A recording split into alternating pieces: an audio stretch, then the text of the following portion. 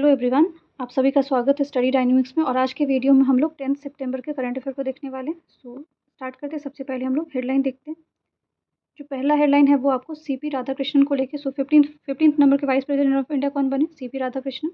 Next जो headline है वो आपका Nepal prime minister KP Sharma Oli resign amid the widespread violent protest various government building including president house, parliament and supreme court set on fire. तो आपको बहुत ज़्यादा ह्यूज प्रोटेस्ट चल रहा है कहाँ पे? नेपाल में। जिसकी वजह से इवन जो आपको जो केपी शर्मा ओली है, जो कि वहाँ के प्राइम मिनिस्टर, उन्होंने रिज़ाइन दिया है। और जो आपको ये प्रोटेस्ट किस वजह से हो रहा है? सोशल मीडिया को बैन किया गया था कहाँ पे? नेपाल में।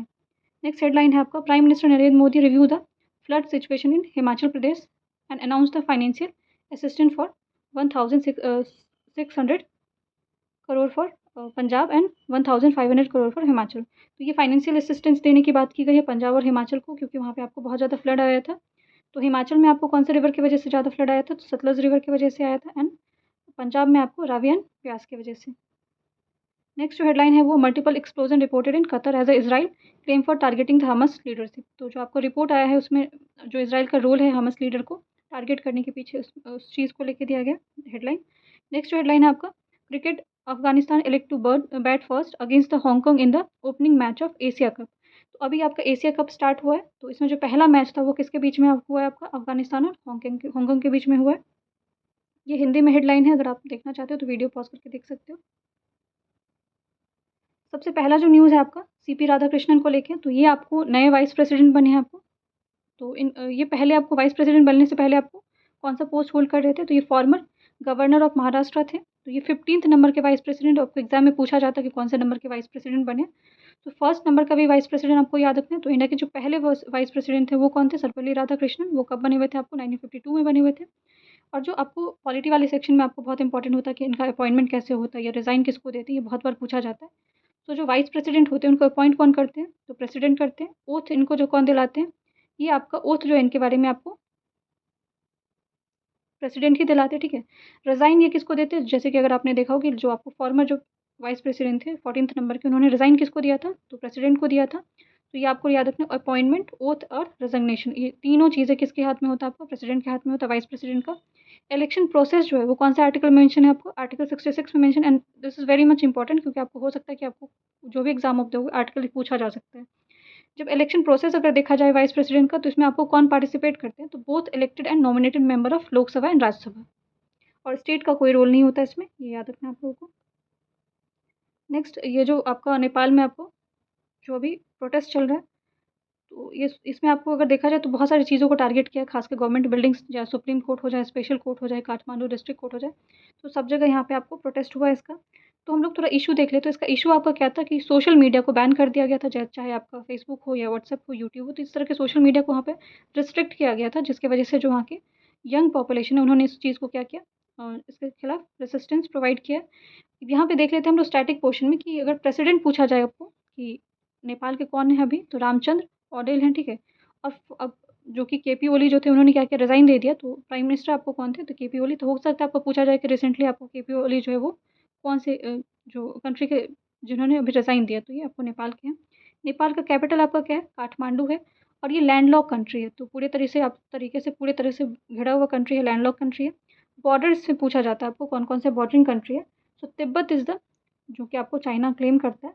तो तिब्बत के साथ इसका बॉर्डर शेयर होता है नेपाल का। इंडिया में कौन कौन से स्टेट के साथ, ये आपको याद रहना चाहिए। तो इंडिया में आपको उत्तराखंड के साथ होता है, उत्तर प्रदेश, बिहार, वेस्ट बंगाल और सिक्किम के साथ होता है। बट डायरेक्ट बाउंड्री जो है आपका भूटान और बांग्लादेश के साथ नहीं होता। बहुत सारे कन्फ्यूजन होता है कि क्या बांग्लादेश और भूटान के साथ भी नेपाल का बॉर्डर शेयर होता है? तो ऐसा नहीं है, डायरेक्ट कोई कॉन्टैक्ट नहीं है, बट ये नेबरिंग में माना जाता है, ठीक है। सो बॉर्डरिंग अगर पूछा जाएगा आपको नेपाल का, तो तिब्बत एंड इंडिया होगा। और इंडिया में कौन कौन सा स्टेट है? उत्तराखंड, उत्तर प्रदेश, बिहार, वेस्ट बंगाल एंड सिक्किम। कॉन्स्टिट्यूशन कब अडॉप्ट किया था? यहाँ पे जो आपका नेपाल है वहाँ पे आपको संविधान को कब अडॉप्ट किया गया था? तो 2015 में किया गया था। और इससे पहले पूछा जाए तो आपको जो नेपाल है वो मोनार्कियल फॉर्म ऑफ गवर्नमेंट था यहाँ पे, तो राजशाही चलती थी, जिसको ख़त्म कब किया गया था? 2015 में। और कॉन्स्टिट्यूशन को अडॉप्ट किया गया था। तो यहाँ पे मधेसी मूवमेंट भी आपको बहुत फेमस है, जो कि बहुत पहले हुआ था। इसके अलावा जो आपका गोरखा रेजिमेंट है ये भी आपको फेमस है यहाँ पे। माउंट एवरेस्ट आपको कहाँ पे? नेपाल में ही, इसको सागर माथा बोला जाता है, ठीक है। तो ये आपको इंपॉर्टेंट था, जो कि मैंने नेपाल के बारे में आपको बता दिया। अब इन्होंने क्या किया, जो ये आपको दिख रहे हैं फोटो में, ये केपी ओली प्राइम मिनिस्टर वहाँ के, जिन्होंने रिज़ाइन दिया है। नेक्स्ट न्यूज़ है आपका and Indian army force contingent departed today to participate in the multilateral joint military exercise JAPAD, ठीक है, JAPAD जापड़, जो आपका जिसको जापड़ बोलते हैं, ठीक है।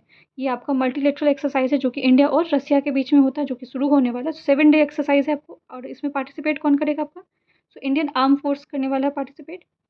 Enhance the military cooperation, improve the, अभी आपको जो दोनों कंट्री है वो एक्सचेंज करेंगे, टैक्टिक्स और टेक्निक को एक्सचेंज करते हैं, जिसमें आपको वॉरफेयर टेक्नोलॉजी को सिखाया जाता है और किस तरह से आपको टेररिज्म को काउंटर करना है, ये सब चीज़ें उसमें प्रैक्टिस होती है। बट रसिया के साथ और कोई जॉइंट मिलिट्री एक्सरसाइज है वो भी हम लोग देख लेते हैं। सो इंदिरा जो है, ठीक है, ये आपका इंडिया और रसिया के बीच में जॉइंट मिलिट्री एक्सरसाइज है, ये जो कि आपको ऑलरेडी कंक्लूडेड हो चुका है। कब हुआ था?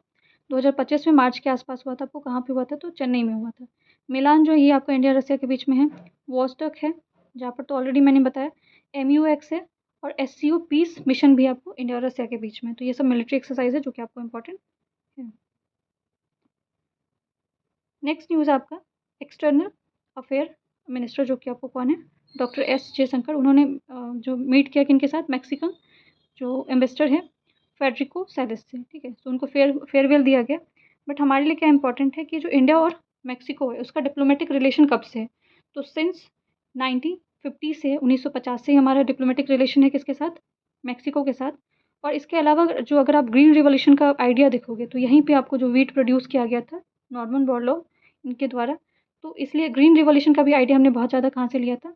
मैक्सिको से लिया था। तो ये हमारा कनेक्शन बहुत पुराना रहा है, तो इसीलिए 1950 से आपका रिलेशन है। और 1960s में और ज़्यादा ग्रो करता है, जब आपको MS स्वामीनाथन वहाँ से आपको चीज़ें सीख के आते हैं और यहाँ इंडिया में इंप्लीमेंट करने की कोशिश करते हैं, जो कि आपको काफ़ी सक्सेसफुल होता है। इसके अलावा अगर देखा जाए तो जॉइंट, अगर आपको प्लेटफॉर्म देखा जाए इंडिया और मैक्सिको के बीच में, तो G20 है जहाँ पे जॉइंट दिखाया जाता है। इसके अलावा कैपिटल आपका क्या है मैक्सिको का? तो कैपिटल मैक्सिको सिटी ही कैपिटल है इसका। कौन से कॉन्टिनेंट में लाइक करता है आपका मैक्सिको? तो नॉर्थ अमेरिकन का जो आपको कॉन्टिनेंट में है ये। प्रेसिडेंट आपको बहुत सारे एग्जाम में पूछ दिए जाते हैं, तो रिसेंट अपॉइंटमेंट था प्रेसिडेंट का भी। तो प्रेसिडेंट आपको कौन है? क्लॉडिया शेनबूम पार्डो है। बॉर्डरिंग कंट्री कौन कौन सा है? ये बहुत इंपॉर्टेंट है मैक्सिको के लिए, क्योंकि जो USA का हमेशा जो है वो मैक्सिको के साथ कुछ ना कुछ जो है प्रॉब्लम चलता रहता है। तो बॉर्डर सबसे ज़्यादा जो है आपको मैक्सिको के साथ शेयर होता है, किसका? मैक्सिको USA का। उसके अलावा ग्वाटेमाला प्लेज, ठीक है। मेरीटाइम बॉर्डर अगर पूछा जाए आपको तो क्यूबा और हॉन्डुरास है। तो ये आपको मैक्सिको के बारे में था। नेक्स्ट न्यूज़ आपका, in landmark move Arunachal cabinet led up PM Khandu hails its first ever fully paperless cabinet Aapke Dwar meeting outside the state capital using the cabinet app. तो आपको पूछा जा सकता है कि रिसेंटली आप कौन से स्टेट ने आपको कैबिनेट ऐप लॉन्च किया? तो डेट इज़ अरुणाचल प्रदेश। और अरुणाचल प्रदेश के चीफ मिनिस्टर आपको कौन है? तो पेमा खांडू है। इसके अलावा अगर आपको अरुणाचल प्रदेश के बारे में बताया जाए तो इसको लिट माउंटेन स्टेट भी बोला जाता है। लैंड ऑफ राइजिंग सन भी इंडिया में बोला जाता है। और यहाँ पे जो सबसे पहला जो आपको सनरेज आता है वो कौन से एरिया में अरुणाचल में आता है? तो ये डोंग एरिया में आता है, DONG, ठीक है। इसके अलावा बॉर्डर कौन कौन से हैं आपको अरुणाचल प्रदेश के? तो स्टेट बॉर्डर अगर पूछा जाए तो असम एंड नागालैंड है। इंटरनेशनल बॉर्डर पूछा जाए तो क्या हो जाएगा आपको? म्यांमार, चाइना, भूटान है। तो ये 3 आपको याद रखना है, international border, Myanmar, China and Bhutan, ठीक है। इसके अलावा यहाँ पे बहुत फेमस आपको मोनेस्ट्री है, तवांग मोनेस्ट्री है। और जो अरुणाचल है उसका आपका डिस्प्यूट जो है अरुणाचल में जो पूरा डिस्प्यूट है वो चाइना की वजह से है। दूसरा जो आपको बहुत ज़्यादा न्यूज़ में अरुणाचल को लेके सियांग रिवर है, ठीक है, जिस पे आपको क्या बन रहा है? डैम बन रहा है। तो वहाँ के जो लोकल पीपल है उसको रेसिस्ट करे, उन्होंने बोला कि क्योंकि वहाँ के जो लोकल पीपल उनको काफ़ी प्रॉब्लम होने वाला है, और उसके अलावा जो इन्वायरमेंटल प्रॉब्लम भी उसकी वजह से राइज हो रहा है। तो सियांग रिवर आपको याद रखना कहाँ पे है? आपको अरुणाचल प्रदेश में।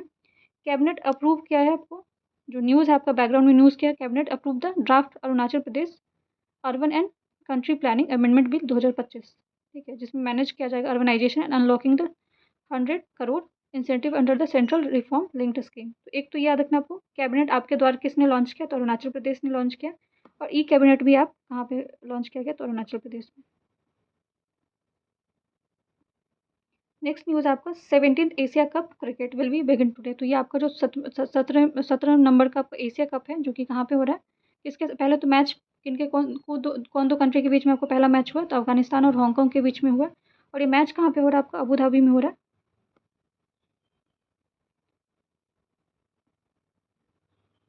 नेक्स्ट न्यूज़ आपका, ये मैच तो ऑलरेडी आपको पता है। ये यहाँ पे तो एक और चीज़ मेंशन है आपको, captain of all 8 teams and Mohsin Naqvi.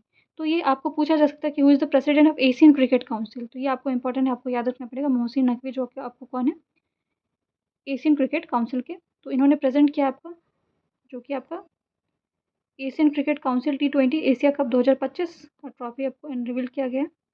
ये ट्रॉफी आपको दिख रहा होगा और यहाँ पे जो खड़े हैं वो आपको कौन है, यही आपको प्रेसिडेंट है किस चीज़ के, ACC के।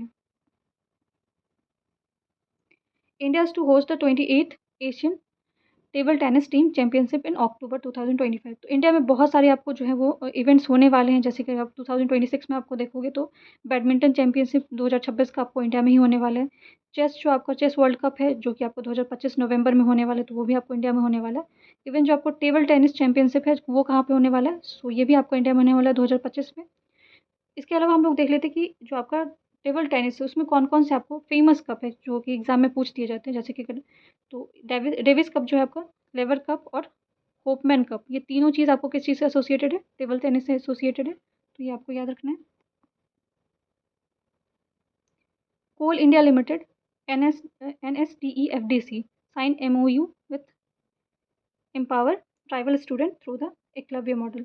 तो कोल इंडिया लिमिटेड ने अभी आपको साइन किया है ट्राइबल मिनिस्ट्री के साथ जो है वो MOU, जिसमें आपको एकलव्य मॉडल स्कूल जो रेसिडेंशियल स्कूल है उसमें ये अपना फाइनेंशियल सपोर्ट प्रोवाइड करेंगे और जो है इसको और ज़्यादा स्ट्रेंथन किया जाएगा। तो it is a significant step to empower the tribal student. तो ये ट्राइबल स्टूडेंट के लिए एकलव्य मॉडल जो है ट्राइबल स्टूडेंट के लिए ही है। इसमें आपको कोल इंडिया लिमिटेड है वो भी पार्टिसिपेट करे। तो कोल इंडिया लिमिटेड कौन से मिनिस्ट्री के अंदर आता है, तो मिनिस्ट्री ऑफ कोल के अंदर आता है। अब इसमें और कौन कौन से जो है पार्टिसिपेट कर रहे हैं, आपको मिनिस्ट्री ऑफ ट्राइबल अफेयर है। एकलव्य मॉडल में जो है आपको क्या क्या चीज़ें वो देख लेते हैं थोड़ा सा, इसका एलिमेंट्स क्या क्या है। तो ये जो प्रोजेक्ट है आपका empowering the tribal student in Eklavya model residential school through the digital access, career mentorship और जो मेंस्ट्रुअल हाइजीन है, उसके अलावा टीचर कैपेसिटी बिल्डिंग। तो ये सब आपका की कोर एरिया है जिसमें आपको एकलव्य मॉडल में बात किया जाएगा, जिसमें आपको सारी चीज़ों पर फोकस किया गया है। और जो कंपोनेंट है जैसे कि डिजिटल एजुकेशन के बारे में, क्योंकि जो आपका ट्राइबल पॉपुलेशन है, सबसे ज़्यादा ट्राइबल पॉपुलेशन कौन से स्टेट में, आपका मध्य प्रदेश में, और सबसे ज़्यादा ट्राइब कौन से आपको भील्स है। तो जो ट्राइबल पॉपुलेशन का जो आपको प्रॉब्लम है ये डिजिटल एजुकेशन को लेके है, क्योंकि वहाँ पर अगर आप देखो तो पूरे पूरे तरीके से आपको जो है वो एजुकेशन नहीं पहुँच पाए, तो उनको एजुकेशन अवेयरनेस जो है वो जनरेट किया जाए। तो इसलिए आपको डिजिटल एजुकेशन देने की बात की गई है। करियर मेंटरशिप के बारे में बात किया गया एंड मेंस्ट्रुअल जो आपको हाइजीन है, जिसमें आपको सैनिटरी नैपकिन वगैरह जो है वेंडिंग मशीन लगाया जाएगा for girls student. Next news आपका election commission of India hold a interaction with the Naam Tamil Nadu काची, ठीक है। तो इनके साथ इन्होंने क्या किया, डेलीगेशन के साथ मीट किया। तो पहला आपका जो है ये सबसे पहले हमें याद रखना कि जो इलेक्शन कमीशन है ये कौन से आर्टिकल में मेंशन है, आपको आर्टिकल 324 में मेंशन है। अपॉइंटमेंट आपको जो इलेक्शन चीफ इलेक्शन कमिश्नर के अपॉइंटमेंट कौन करते हैं, आपको प्रेसिडेंट करते हैं। और इनका जो ओथ है वो कहाँ पे मेंशन है, आपको थर्ड स्केड्यूल जो है, आपको टोटल जो 12 स्केड्यूल है उसमें से जो थर्ड स्केड्यूल है उसमें आपको ओथ है चीफ इलेक्शन कमिश्नर के। इनका टेन्योर कितने दिन का होता है, आपको 6 साल का होता है या फिर 65 ईयर, दोनों में से जो आपको पहले हो जाए। इसके अलावा इसमें आपको कंपोजिशन अगर देखा जाए तो आपको चीफ इलेक्शन कमीशन कितने होते हैं, तो चीफ एक होते हैं, ठीक है, +2 उसमें होता है, तो 1+2 होता है इसमें। रिमूवल प्रोसेस अगर आप देखोगे तो 2/3 होता है प्रेजेंट एंड वोटिंग का। प्रेजेंटली अगर आपको पूछा जाए तो चीफ इलेक्शन कमिश्नर 26 नंबर के कौन है, आपको जो ज्ञानेश कुमार है, ठीक है। अब यहाँ पे जो आपको बैकग्राउंड में जो चीज़ें वो देख लेते हैं। तो रिसेंटली अभी जो पॉलिटिकल पार्टीज़ के बारे में बात किया गया, तो बैकग्राउंड क्या है आपका, in the meeting continuation of the interaction being held by ECI with the president of various national and state political party, these interaction for the long felt need to constructive discussion with the enable national state party president. तो जो national आपको state parties है, जो आपको state party, उन सारी चीज़ों का जो मीटिंग हुआ है। बट हमारे लिए क्या इंपॉर्टेंट यहाँ पे देख लेते हैं कि कौन कौन से आपको नेशनल पार्टी है इंडिया में। एग्जाम में पूछे जाते हैं टोटल नेशनल पार्टी कितने हैं, तो टोटल स्टेट पार्टीज़ कितने हैं जो कि आपको रिकॉग्नाइज्ड हैं। तो नेशनल पार्टी आपको कौन कौन से, Bahujan Samaj party, Bharatiya Janata party, communist party of India, Marxist, national people party NPP और आम आदमी पार्टी। ये टोटल आपको 5 जो है वो नेशनल पार्टी है। इसके अलावा अगर आप देखोगे तो स्टेट पार्टी में कौन कौन आता है, all India Trinamool Congress, Yuvajana Sramika Rythu Congress, Samajwadi party, all India Majlis से Ittehadul Muslimeen party, Telugu Desam party, Dravida party आपका, ठीक है, communist party of Marxist Leninist liberation, Tipra Motha party, all India Anna Dravida, ठीक है, Shivsena, Janata Dal, indigenous people front Tripura, Bharat Rashtriya Samithi, Lok Janshakti party, national Congress party, Biju Janata Dal और जनता दल सेकुलर पार्टी। ठीक है, तो ये आपको national Congress party, Biju Janata दल, जनता सेकुलर, ठीक है, कम्युनिस्ट पार्टी ऑफ इंडिया, तो ये टोटल आप देखोगे तो 23 पार्टीज़ हैं जो कि आपको स्टेट में कंसिडर होते हैं। 5 आपको याद रखना है जो कि नेशनल पार्टीज़, तो 5 आपको याद रहना चाहिए जो कि आपको एग्जाम में पूछा जा सकता है। तो ये आज का आपका करंट अफेयर था। आई होप आप लोग को वीडियो पसंद आया हो। वीडियो पसंद आया तो वीडियो को लाइक कर सकते हैं, चैनल को सब्सक्राइब कर सकते हैं। Thank you so much.